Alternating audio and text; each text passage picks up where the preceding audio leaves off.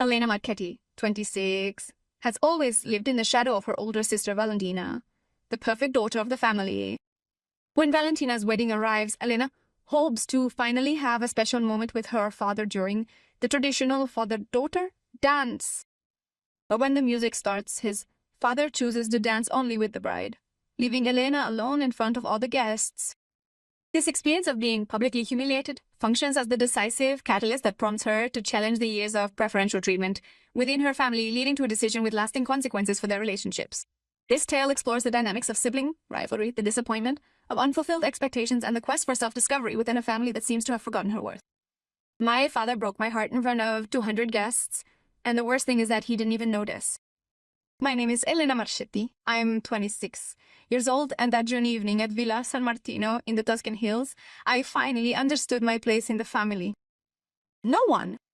The wedding of my sister Valentina was supposed to be, and I have to say it certainly was, the most wonderful day of her life. At 29, she had always had it all. Her mother's beauty, her intelligence that her father liked, and now Marco, a successful lawyer who adored her like a princess. Elena, help me with the veil, she had called me that morning while I was arranging the flowers on the guest table. As always, I was the supportive sister, the one who solved problems behind the scenes. The ceremony had been perfect. Valentina, in that lace dress that cost as much as my 6 months' salary, walked towards the altar on her father's arm. His eyes were shining with emotion, an expression that I had never seen him have when he looked at me. While at the dinner table, during our family meal, I observed my father, who was making his third toast to my daughter, Valentina. He has always been incredibly proud of her, and rightfully so. Mom, elegant in her blue snow dress, smiled with satisfaction. Giuseppe, she said, turning to her father, remember that you also have another daughter. She said, laughing as if it were a joke, but I felt the blow to my chest. Sure, Dad replied absent-mindedly, without even looking at me. Elena has always been my quiet little girl. A quiet little girl, not the daughter I was proud of, not the brilliant or talented one, just quiet like a piece of furniture that doesn't get in the way. The evening continued with the traditional dances. First the bride and groom, then their parents, and finally the moment I'd been anticipating for months. And now the DJ announced in a loud voice the traditional dance of the father with his daughters. My heart began to beat faster. It was my moment. Finally, after years of feeling invisible, I would dance with Dad in front of everyone. I stood up from the table, straightening the pink dress I had chosen with such care. The music began. Life is Beautiful by Marco Mengoni, our favorite song. Or so, I thought. Dad approached the dance floor with a determined step. I took a step in his direction, but he passed me by as if I were nothing but air. He headed straight for Valentina. Come, princess, he said, holding out his hand. One last dance before you become Marco's completely. Valentina laughed, that crystalline laugh that always made everyone melt. Daddy loves Elena. Elena will understand, he stated, not even bothering to look back. Today is all about you. I remained motionless in the center of the dance floor as every guest focused on their waltz.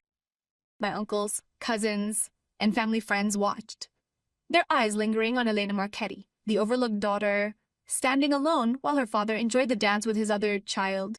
From his table, my uncle Antonio, my father's brother, got to his feet. Elena, would you like to dance with your old uncle? I whispered, no thank you, and returned to my seat, my legs trembling uncontrollably. As Dad and Valentina danced, she whispered something in his ear that made him laugh. They seemed so complete, so perfect together. It was a postcard showing a happy family, a family that didn't include me. This dance, Dad said, holding the microphone the DJ had offered him, is dedicated to the daughter who has always brought all my dreams to reality. Valentina, you are the pride of the Marchetti family. I felt my eyes burning, but I didn't want to cry. Not here, not in front of everyone. I apologized, whispering something into my heels that were hurting me, and went out into the garden of the villa. The June air was warm, scented with jasmine and roses. In the distance, I could hear the music of the party and the laughter of the guests. I was seated upon a stone bench at last, alone with the weight of my humiliation. It's not fair, I whispered into the night air. My phone vibrated. A message from Luca, my best friend. How's the party going? Did you get to dance with your dad? I didn't answer. How could I explain to him that my father had chosen to dance only with one daughter and that daughter wasn't me? What about you? Have you ever felt invisible in your own family? Have you ever had that moment when you realize that you're no one's priority? That evening, sitting in that garden while the party continued without me, I made a decision that would change everything. Yet the action I took the following day deeply shook the whole Marchetti family. After my wedding, when the morning came, I woke with a resolve and certainty that were entirely beyond anything I knew before. The hour was 6 a.m. when I started the process of emptying my closet. It had to disappear. Every last piece of clothing, every cherished memory, everything connected to my life in Florence. The decision had matured during that sleepless night as I thought back to all the moments when I had been left out. It wasn't just the ball, it had been a lifetime of second places. Elena, are you awake yet? Mom came into my room around 8 o'clock, still in her robe. Her hair was tousled and her eyes were puffy from the party. You suddenly disappeared last night. I'm packing, I replied, without looking at her, continuing to fold my sweaters. Those suitcases? Where are you going? Your new job at the art gallery starts in 3 days. I turned towards her. Mom had always possessed this knack for recalling details concerning work, uomo. Never those concerning the heart. I declined the job last night. I'm off to Rome. The subsequent silence was deafening. Mom settled onto my bed, amid the piles of clothes. Elena, what on earth possesses you? You can't make such crucial decisions when you're so angry. Angry? I dropped the shirt I was holding. Mom, last night Dad totally ignored me. He danced only with Valentina, as if I didn't even exist. Honey, it was Valentine's Day. It's only natural, right? My voice rose higher than I'd intended. It's not only natural, Mom. It's not natural that Dad never recalls my birthday unless you remind him. It's not natural that whenever I describe getting a promotion, he switches the subject to discuss Valentina's accomplishments. It's not natural that last night, on the most important day for our family, it was all about Valentina. Family, I have been completely invisible. Mom looked at me with those brown eyes I had inherited from her. Elena, your father loves you both, but not in the same way. I interrupted her. Okay, Mom. I have accepted being the second-class daughter, but I can't live like this anymore. Dad arrived shortly after, called by the voices. Still in his pajamas, with disheveled gray hair and the confused expression of someone who doesn't understand why the morning after a perfect wedding there is all this chaos. What's going on here?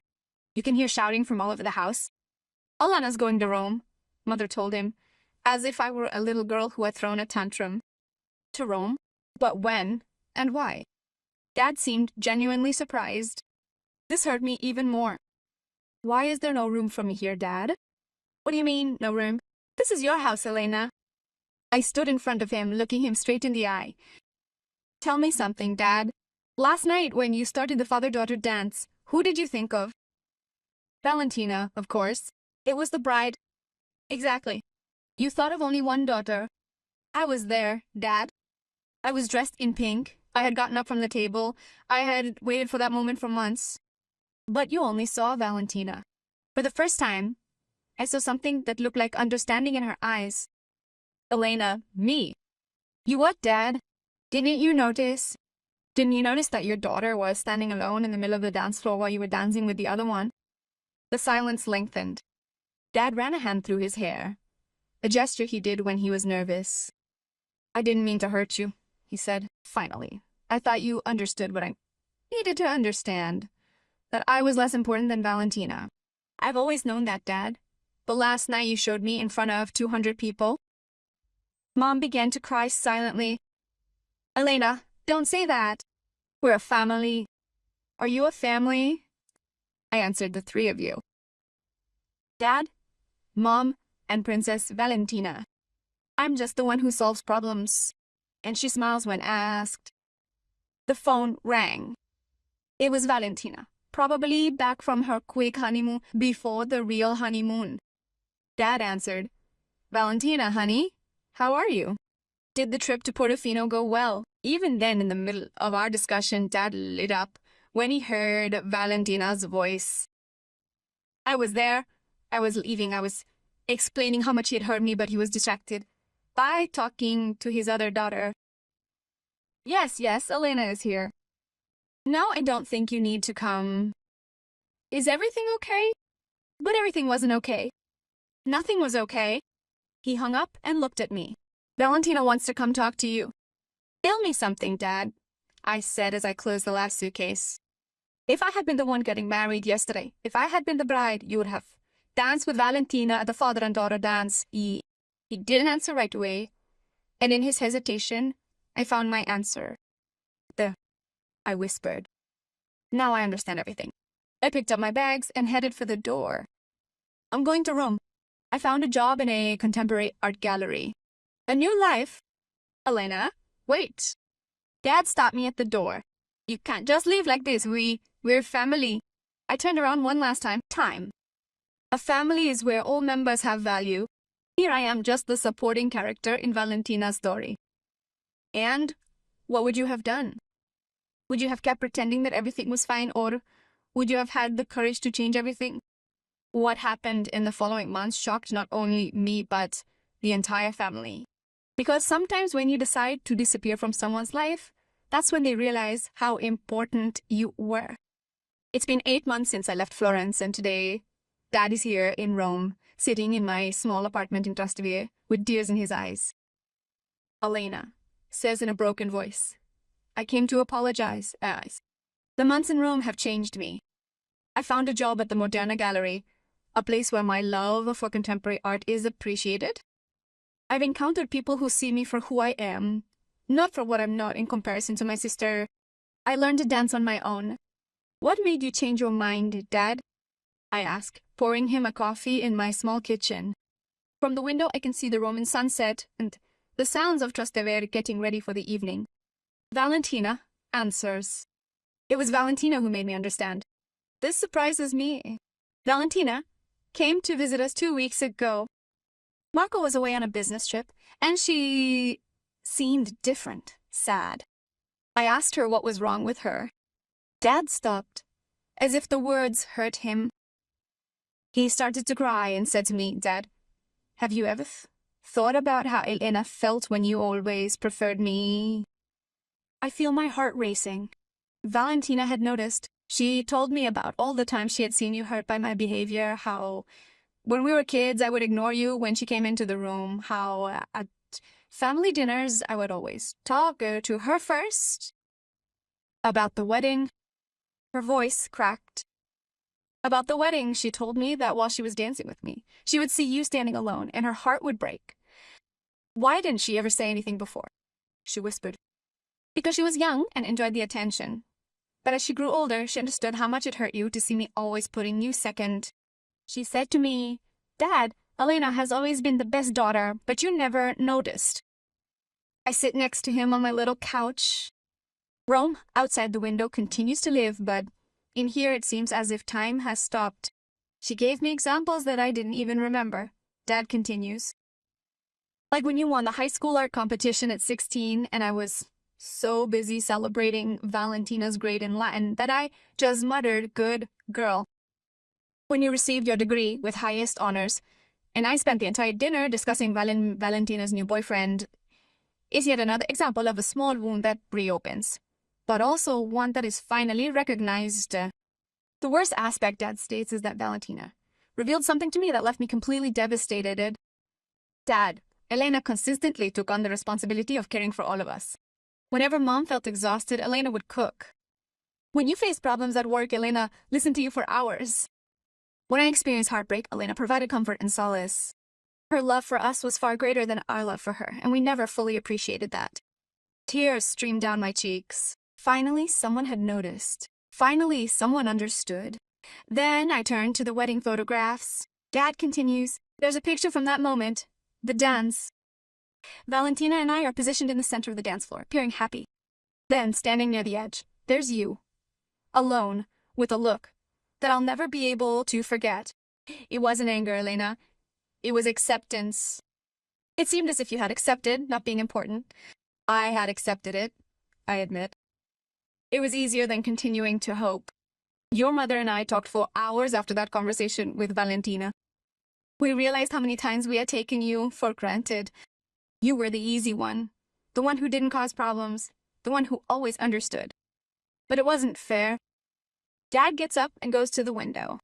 I called your boss at the gallery in Florence. He told me you were their best candidate and that they were shocked when you turned him down. I had to leave, Dad. I had to figure out who I was without being Valentina's sister. And who are you? He asks me, turning around. I smile through my tears. I'm Elena Martititi. I work at one of the most prestigious galleries in Rome. I put together an exhibition of contemporary art that received amazing reviews. I have friends who really appreciate my sense of humor and the fact that I'm loyal. I dance alone and I like it. And above all, I know that I am worth it. Dad comes over, and for the first time in my adult life gives me a big hug. I'm sorry, Elena. I'm so sorry. I don't know how to fix it, but I want to try. You don't have to fix it, Dad. You just have to see me from now on. Just see me.